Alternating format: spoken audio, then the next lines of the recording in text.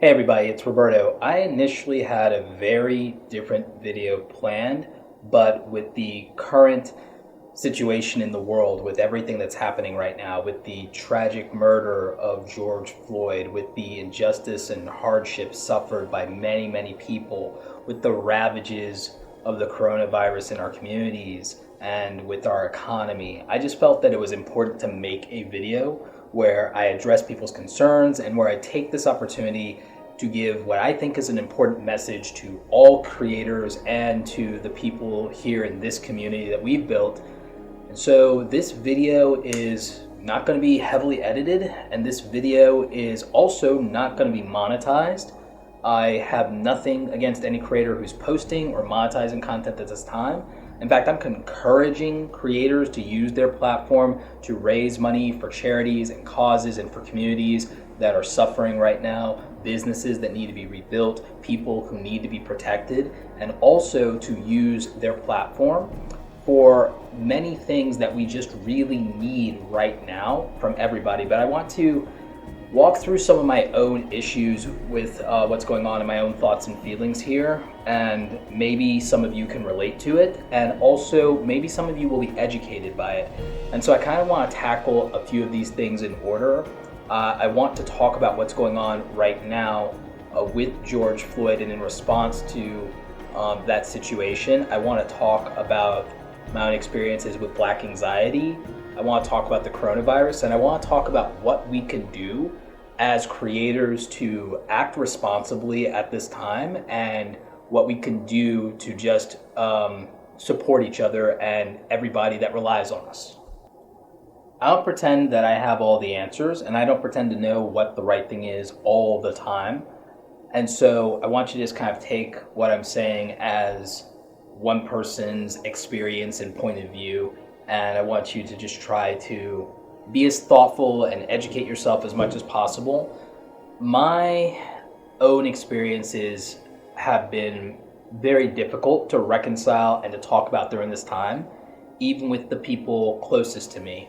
And watching what happened to George Floyd, watching so many horrific events unfold in the wake of that, I feel very much myself confused, hurt, sad, angry, lost, and it's been trash for my mental health. I'm just gonna say it like that. It's not been great.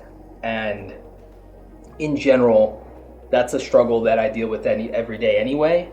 Anyone who's ever suffered from depression and suicidal ideation knows that you have to fight that battle every hour of every day, and you have to win that battle every hour of every day. And as I scroll through social media, I'm reintroducing myself to my trauma minute after minute, hour after hour, horrific thing after horrific thing, and it's just been this cycle of abuse and mental self-mutilation, and it's a rabbit hole that's been very hard to climb out of. And it's one of the reasons that I'm making this video, and maybe there's a lot of you who are experiencing exactly the same thing. I've been talking and DMing with some of you, and I know that that's in fact the case, and I know that for a lot of my friends, who have similar experiences to me, which I'll get to in a minute, who've had their own horrific experience, their own experiences with violence and racial profiling, and just, again, Black anxiety as a whole. It's just been very, the word challenging doesn't even really cover it, right? So there's that, and I feel like I'm struggling with this. I feel like I'm not articulating my points the way that I would like, but again, this is not going to be edited. I'm not doing a second take for anything. Like, this is just how I feel right now. And, well, in context, because I've talked about this before in like interviews and stuff like that. If I talk about this, I want to do it justice and maybe do a dedicated video to it. But I will say that many years ago, I had an experience with being targeted by vigilantes, racial profiling, mistaken identity, and It was a very traumatic experience, to say the least, and it was made more traumatic by the fact that when I flagged down police officers for help, I wasn't treated like a victim, I was treated like a suspect. And it wasn't until my white friends vouched for me that the police officers started treating me differently. And when I got to the hospital, it wasn't much better. It was more of the same. And so when you have experiences like that,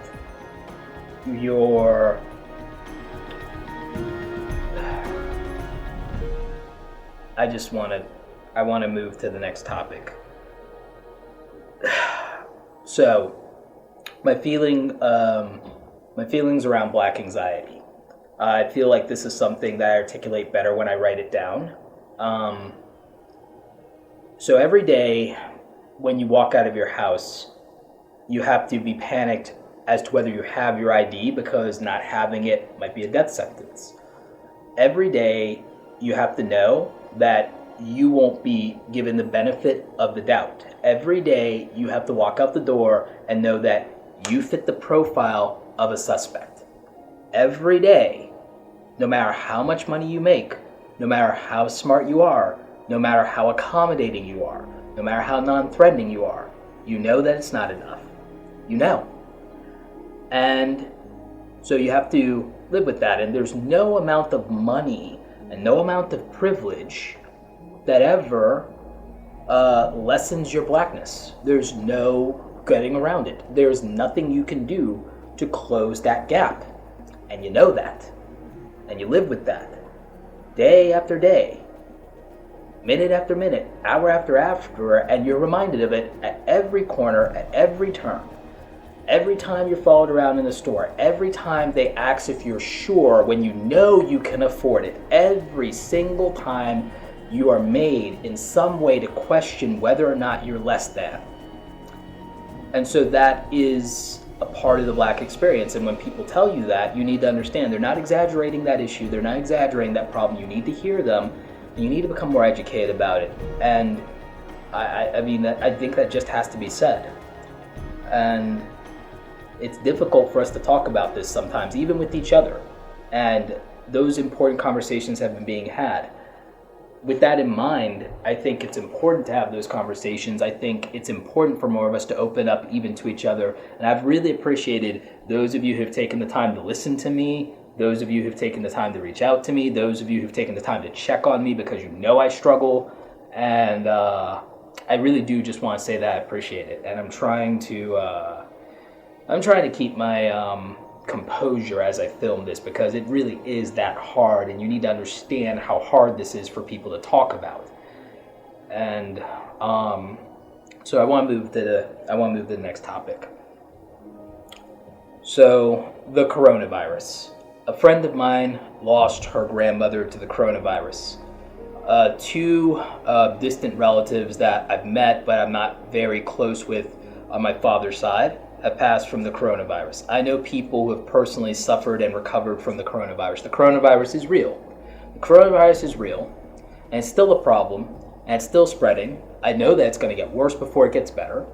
And the thing that I would say to anybody watching this is that if you have young people at home, if you have kids at home, or if you're around young people, if you have elderly people, if you have parents that you care about, if you have people in your life that are medically fragile, that have autoimmune deficiencies, that have asthma, that have respiratory issues, then be responsible as hell. Be responsible as hell, and don't be selfish, okay? And also, I want to point out the fact that many people, because they struggle financially, many people in this country live in poverty, many people don't get properly diagnosed. Many people have undiagnosed, invisible underlying illnesses, pre-existing conditions they don't even know about because they don't have healthcare coverage, and because they can't take the time off from work to go to the doctor. All right, so you might think that people are fine, and that people, because they're not physically showing you that they have a disability or an illness, or it's like people walk around every day and they look just fine and everything like that. Cancer, diabetes, any number of issues. Okay? Don't take people's health for granted. Don't take your own health for granted. Don't assume everything's going to be fine, because when it's not, it's bad. I've lost too many people in the last 5 years to not really be frustrated with that issue. So what can we do as content creators? I've talked to a lot of you, and a lot of you have been in the situation I've been in. It's been extraordinarily hard for me to even work up the ability to post content. It's been mentally and emotionally exhausting. What I've been focused on is I've been focused on my work. I've been focused on clients. I've been doing my coaching calls. I've been doing the other things in my business. People rely on me. My team relies on me to do work and to pay them. My clients rely on me for help with their business and with their struggles, and so I show up for them. It takes every ounce and every inch of discipline that I have right now to not just curl up in a ball and just cry every day. And I really want to. And I've talked to a lot of you about this. It's been hard, but we do the hard things. We show up for people. We stand up for people. We do what we know we have to do, even when it's hard. If you're a content creator, I really think that you need to use your platform responsibly. I think that you should be posting right now, because I know that people like me need you to post. I know that as important as the conversations that we're all trying to have right now, which I don't want you to hijack those conversations, I think post, but maybe not promote right now, is probably for the best. I think posting your content so it's there for the people who need it, and so it's there for the people that you support and that rely on you. I think that that's important, but I also think for people like me, people who struggle sometimes with their mental health, we need your content and we need you to give us something to look forward to. I need some of you so that I can get through my day. And so I'm going to be a little selfish here, and I'm going to ask you to keep creating and to keep doing the things that we need you to do, and to the best of your ability, but to do it responsibly, to do it thoughtfully during this time. And that I think that maybe you post but not promote. And so you give the ability in the platforms where we're having important conversations, that you elevate the voices of others, that you speak on your own feelings honestly and earnestly, and that you also seek out being more educated. You seek to hear other people and other points of view, and that you educate yourself as much as possible and open yourself up to these conversations. But I still want you posting content. I don't want to silence you, and I don't want you to feel that you can't put anything out there, because I think it's still important. There are people who need what you provide and what you put in the world, because we need to know that a world exists outside of our pain and outside of our trauma and outside of our sadness. We need to know that we're not living in absolute darkness. We need to know that the world offers us more than pain and cruelty and hurt. We need those voices, we need those moments, we need those stories, we need something more than what we have to look forward to every single day. And so we need you to create. We need that more than we've ever needed it. I need that more than I've ever needed it from you. And so I just ask that you do it thoughtfully, that you do it responsibly, that you put your best out there, and that you remember that not everyone has the opportunities that you have, and that you use it responsibly. I encourage more of you to use your platforms to raise money, to do good in the world, and to put out messages of meaning that matter, but also to show people that there's still joy for them to be had. All right, so those are my thoughts. That's where I'm at with this right now. And I wanted this to be more concise. I wanted it to be more articulate. I wanted it to be better than what it is, but this is the best I can do right now.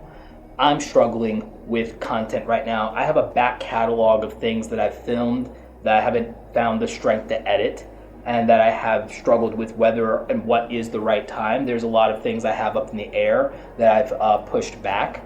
And I think that that's appropriate right now, but this is the video that I needed to make. This is the video that I needed to put out at this time. And I want going forward to do my best to be there for you and to give you what you've always come to expect from me, and to give you my very best to help you through this difficult time, to help you pursue your goals, to pursue your dreams, to build your skills, to find the means to provide for your family, to provide and to take care of yourself. And right now, more of you probably need that than ever with the massive rampant unemployment, the job losses, the uncertain future. I know that there are things you need from me. I know that I can help you and I want to, but I'm trying also to find the strength just to get through the day sometimes. And I do appreciate your support in that. And I'm doing everything I can to get back on track for you because I know it matters. So yeah, I need you guys to just do your best. Know that I'm here for you and I appreciate you being here for me.